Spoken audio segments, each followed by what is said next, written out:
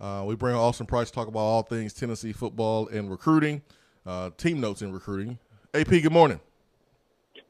To quote the great Swain the Rock Johnson, finally the prospects have returned to campus. Man. And they're there this morning.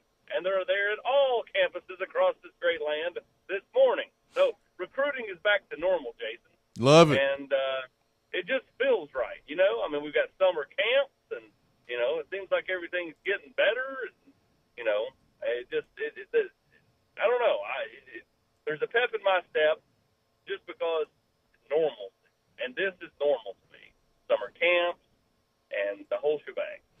Love it, love it, love it. Any word on who's on campus that we should be mentioning or discussing?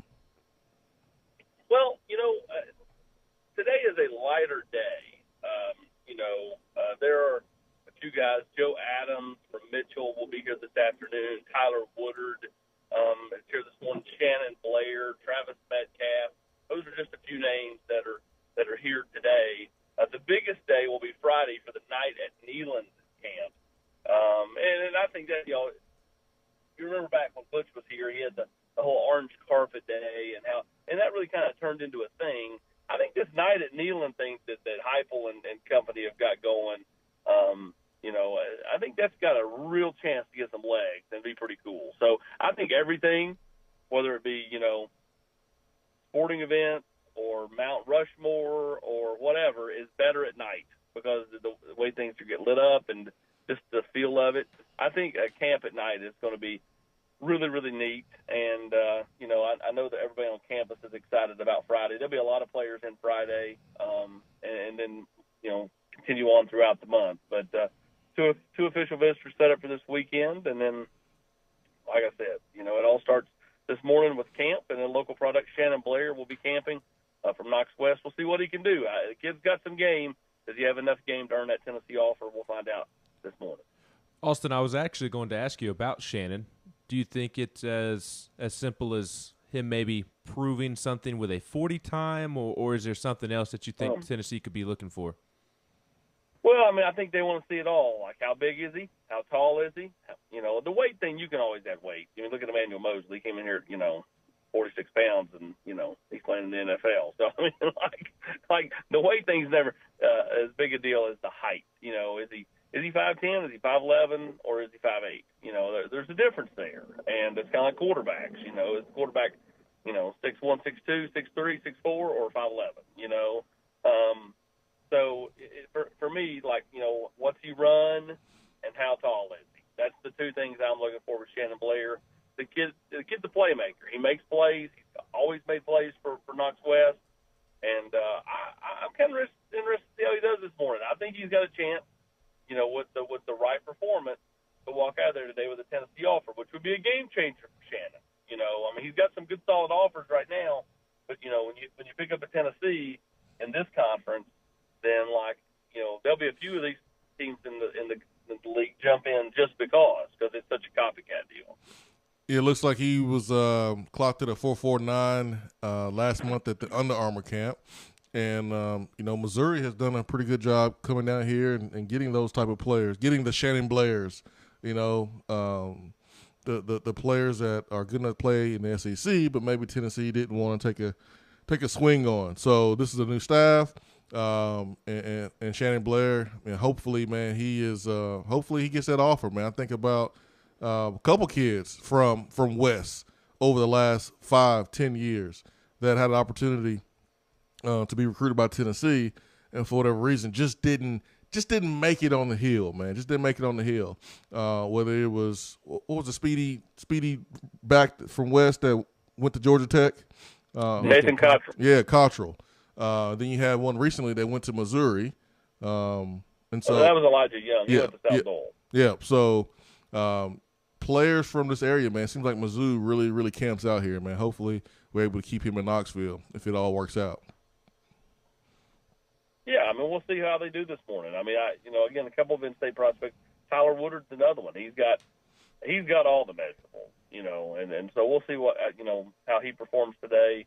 But really, my eyes are on today because it's the first day, but really kind of peeking ahead to Friday because I think Friday can be a neat event, and it's more about the event than it is necessarily the camp, but it's potential combination of the both that I think Tennessee and people at Tennessee are really excited about. Austin, what about this weekend with official visitors? Who will Tennessee be hosting, and with those players, what do you think Tennessee stands going into the weekend? Well, they're gonna host a couple of different guys. Jalen Glover, running back. You talked to him, Ben. Mm-hmm. We'll see how things come out of that. His relationships are big there with Jerry Mack, and then Demario Tolan. Tennessee was set to host a third official visitor in Joshua Josephs, linebacker from the state of Georgia. But he's told Tennessee, I don't plan on doing anything this summer, and Tennessee's, going to get him in there unofficially this month and then bring him back officially in the fall. Basically, don't shoot your shot right now. Like, if a kid's committing, you shoot your shot. But if he's going to wait, Tennessee is, I think, smart to bring these kids in later because I don't think you want to shoot your shot right now unless you just have to. Because, there's going to be such after not being able to take any visits, there's going to be so many emotional commitments just because.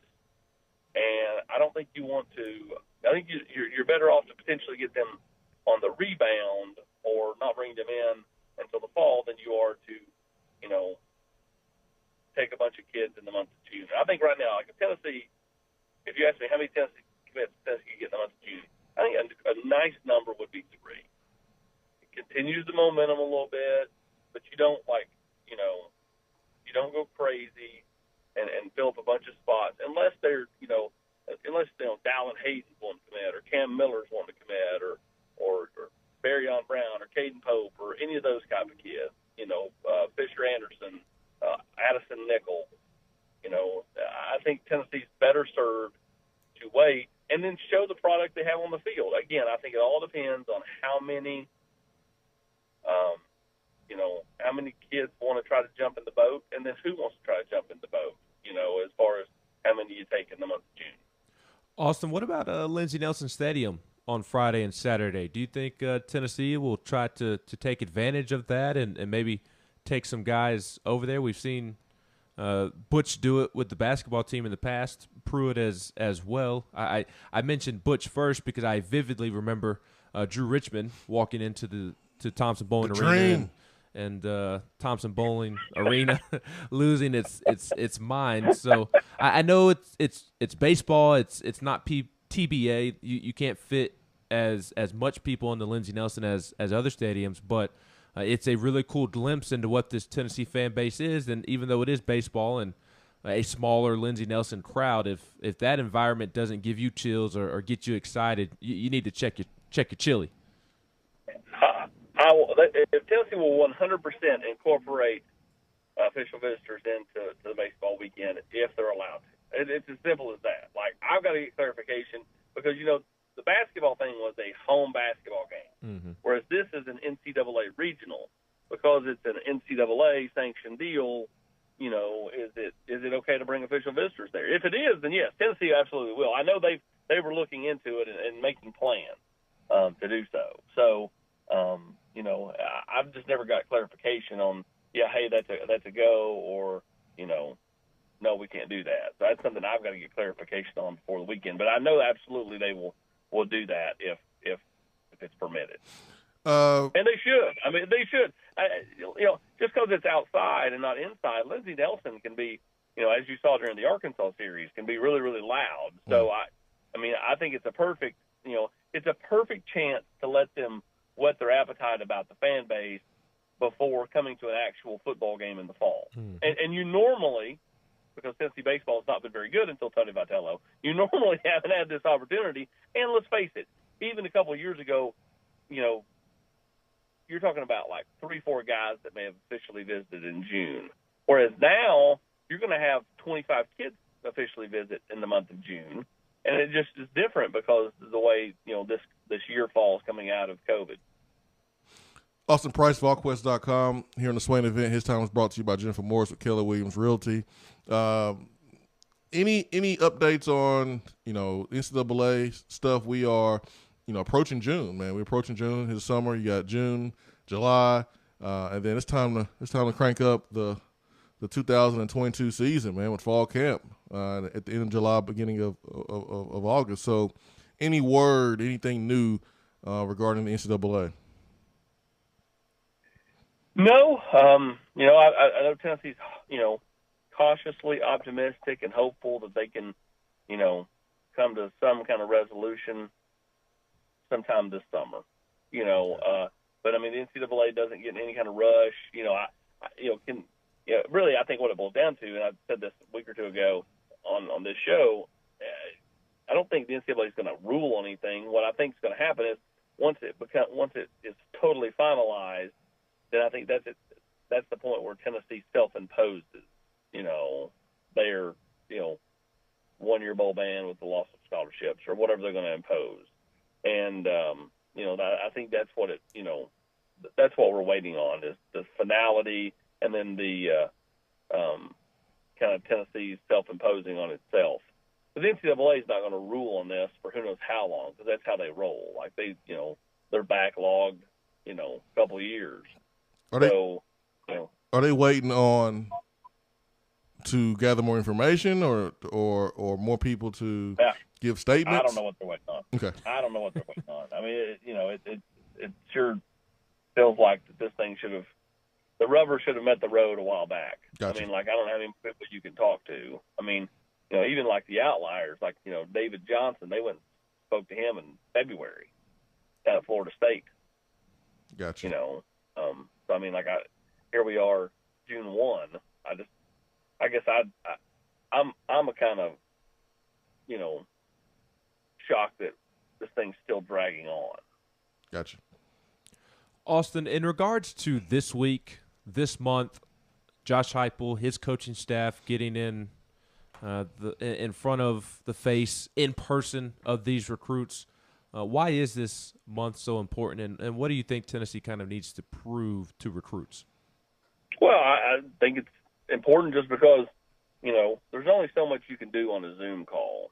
The last recruiting cycle was really robbed in a lot of ways. And I mean, I understand why it was what it was, but, they were robbed. And I think that's why you'll see, I'd love to see the number of kids, and we'll probably find out 2-3 years from now. Somebody will do a breakdown of this.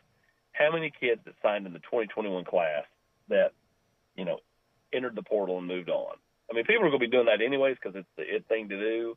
But, like, specifically this class, like, you didn't really kind of get face-to-face interactions and get to hang out with players on the team and all that stuff that previous classes have gotten. So, like, I think that'll be an effect. I think that's why this is big, to be able to get in front of these kids and show them, hey, I'm just as genuine in person. I'm fun. I'm real. We're going to coach you up. We're going to coach you hard, and we're going to have a blast doing it. Like, that's kind of their spiel, I mean, like, what happened this weekend when the summer enrollees arrived? They're playing laser tag. You know what I mean? They're doing all kinds of fun things over there. But I mean, it's also a balance. You don't want to be the school known for playing Red Rover. You want to be the school that's known for developing and winning on the football field while also playing Red Rover or Red Light Green Light or Pity Pat or whatever you want to play. Hide and go seek. I mean, like, I think there's a balance there. Right now, Tennessee, until they can prove on the field that they're developing and winning games, they've got to just still stick with the, we're gonna compete, we're gonna battle, but we're gonna have fun doing it, and we're gonna coach you hard. And that's what you see. That's kind of been the pitch on social media. I think that'll be the pitch in person. I think that'll be the pitch at camps. Austin, usually when you have a group of players enroll and make their appearance known for the first time, when I became a volunteer, it was the second session of summer school. And when you have a large group, usually there's some casualties because of grades or anything like that. Sometimes guys just don't make it.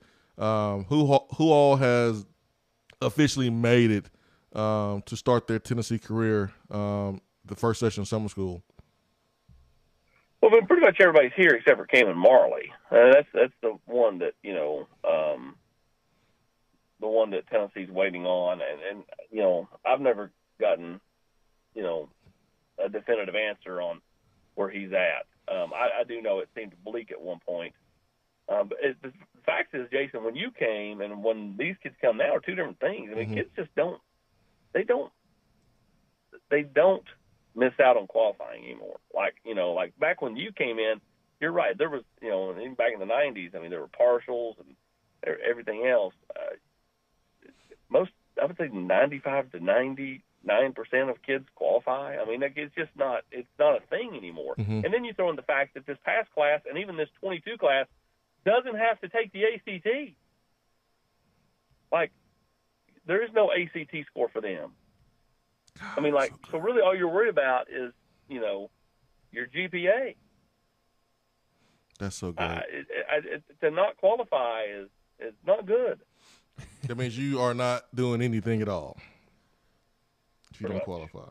You are lazy. What about current players in returning to campus? The Aaron Beasleys, the Caden Salters, the Aaron Willises, Daryl Middleton. What about those guys?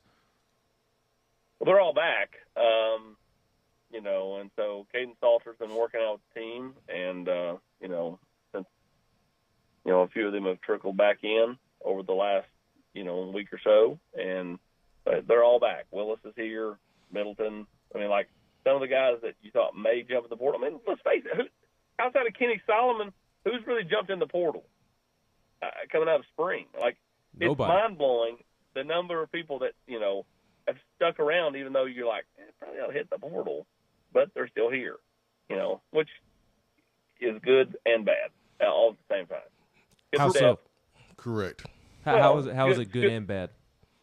Well, it's good for depth and potentially bad for team chemistry if the person's not all bought in and they're still doing some of the dumb stuff they were doing, Touche. before. Mm-hmm. So, and maybe too, Austin, they look at the portal, they see that the grass is not always greener. All the kids that are in there. Yeah, the grass is not always greener. I mean, if you are Eric Gray or Henry To'o, yeah, you're gonna have suitors and people recruiting you again and doing all those things they did for you when you were coming out of high school.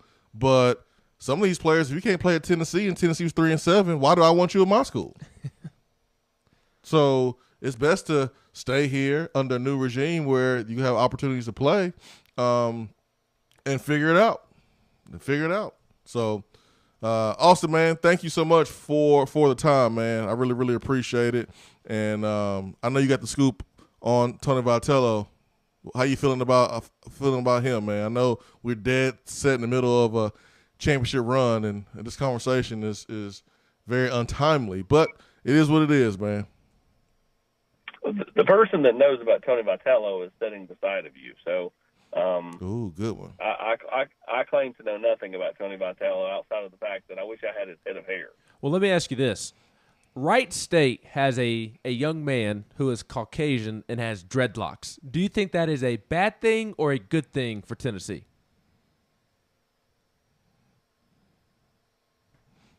Don't worry, Austin. You won't get canceled on this show. I know you're thinking about what to say.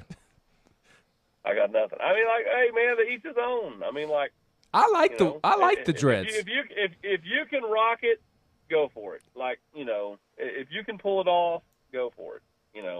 I mean, there are things that I wear where my wife's like, "Why are you wearing that? You look ridiculous." Well, I ask because I think it's a bad thing for Tennessee because if they have somebody hitting in their 7-hole and isn't even one of their best players rocking dreads as a fellow white man, that tells me that he just has all the confidence in the world, and I don't know that that's a good thing for Tennessee. But Swain and some others took the approach of it's a white guy with dreads. That's a good thing. So I meant to say I think it's a bad thing for Tennessee. Swain thinks it's a good thing. I don't know if it's good or bad. I just call him Kevin Federline. Ben, let me educate you. If Tennessee's worried about a kid having dreadlocks, then they're in trouble already, and this team ain't worried about that. So no, they're not. I don't think that it matters one way or the other. It's talk radio, Austin. Of course it matters. Well, you're just trying to fill time to get to the top of the hour. It's 8:28, Austin. we gonna need a whole lot more to try to fill 30 minutes, man. We might need to break down, when he decided to get dreads and all that stuff, or did he get his inspiration from who was the coach at Florida State? Old boy, who used to have braids back in the day when he was a receiver at Arizona State, I think. Not Arizona State. He had braids back in the day. What's the coach at Florida State? The dude, Mike Norvell. Yeah, Norvell. Oh. He had braids back in the day when he was a player. He had cornrows. Braids is cornrows. So he had braids back in the day. So ask him, did he get his inspiration from Mike Norvell? We can do that for 30 minutes. Austin, I think you need braids. I think you should get braids, Austin. I don't have enough hair. What's coming up later on the show, Jason? These.